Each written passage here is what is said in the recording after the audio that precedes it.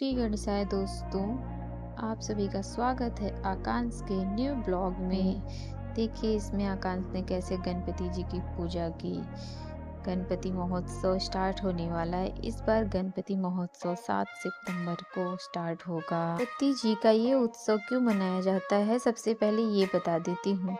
गणेश चतुर्थी के दिन श्री गणेश जी का जन्म हुआ, तो इस दिन से लेकर गणेश चतुर्थी से लेकर अनंत चतुर्दशी तक यह उत्सव मनाया जाता है।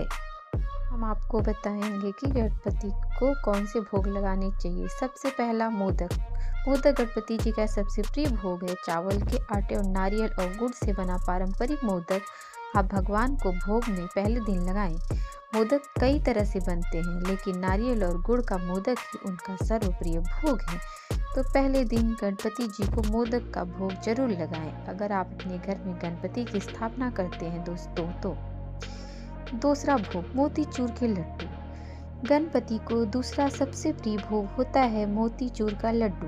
बेसन से बना यह लड्डू उनके साथ उनके वाहन मूषक राज को भी बेहद प्रिय है। शुद्ध घी से बने बेसन के ये लड्डू आप प्रभु को दूसरे दिन भोग में अर्पित करें। तीसरा नारियल वाले चावल। गणपति जी को नारियल वाले चावल भी बहुत पसंद है और आप तीसरे दिन उनकी पूजा में यह भोग अर्पित करें। नारियल के दूध में चावल को पकाकर इस भोग को बनाया जाता है। आप चाहें तो इसमें गुड़ या चीनी भी मिला सकते हैं। यह भोग गणेश जी को बहुत प्रिय होता है दोस्तों। चौथा पूरन पोली। चने की दाल और गुड़ के साथ बनी पूरन पोली गणपति जी का प्रसाद है। कई जगह इसे खोआ के साथ भी बनाया जाता है। चौथे दिन आप भगवान के समक्ष इस भोग को अर्पित करें। निश्चित रूप से प्रभु आप पर प्रसन्न होंगे और आप पर अपनी कृपा दृष्टि बनाए रखेंगे। पूरे विधि विधान से गणपति जी की पूजा करनी चाहिए। श्रीखंड पांचवा भोग। गणपति जी की पूजा में श्रीखंड सबसे प्रिय भोग माना गया है। केसर को दही और चीनी के साथ कई तरह से मेवे के साथ मिलाकर बनाया जाता है। आप चाहें तो श्रीखंड के अलावा पंचामृत या पंजरी का भी 5वें दिन भोग लगा सकते हैं। छठवां केले का शीरा। पके हुए केले को मैश कर उसे सूजी और चीनी में मिलाकर शीरा बनाया जाता है। आप चाहे तो इसकी जगह शुद्ध घी में बना हलवा भी भगवान को भोग में लगा सकते हैं। छठे दिन यह भोग भगवान को अर्पित करें। इससे भगवान श्री गणेश प्रसन्न होंगे।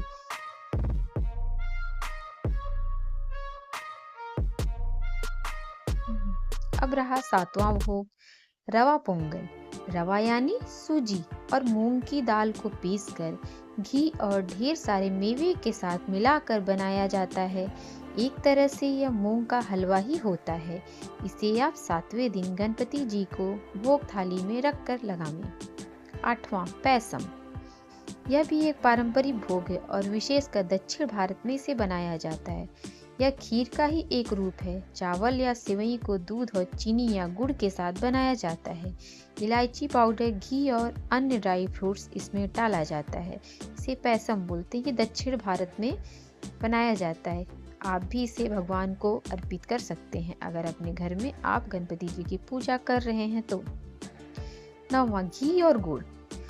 गणपति जी को शुद्ध घी में पका हुआ गुड़ का भोग बहुत ही भाता है, इसलिए आप 9वें दिन गणपति जी को यह भोग लगा सकते हैं। आप चाहें तो इस गुड़ में छुहारे, नारियल, ड्राई फ्रूट्स ये भी मिला सकते हैं। यह भी अत्यंत प्रिय भोग है गणपति जी का। 6वां छप्पन भोग। 10वें दिन गणपति जी सारे ही पसंदीदा भोग के साथ कई और भोग बनाएं। इन भोग की संख्या 56 प्रकार की होनी चाहिए।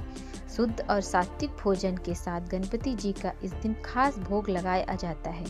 56 भोग बनाने में मेहनत तो बहुत लगती है, बट यह गणपति जी को बहुत ही भाता है।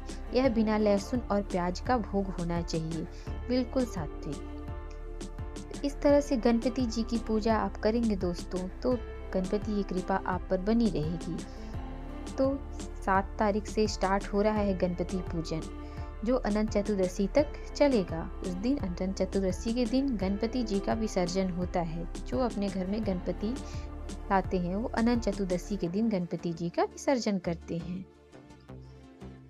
यह परंपरा हमारे यहाँ बहुत दिनों से चली। गणेश जी हिंदू धर्म में सबसे महान देवता माने जाते हैं। किसी भी काम की शुरुआत पहले गणेश जी के पूजन से ही की जाती है हमारे यहाँ। तो यह उत्सव बहुत ही अच्छे तरीके से मनाया जाता है और बहुत ही अच्छा लगता है। देखिए फ्रेंड्स, आकांश भी कैसे गणपति जी के आने की खुशी में डांस कर रहा है। वो भी बहुत ही बेसब्री से गणपति जी के आने का इंतज़ार कर रहा है।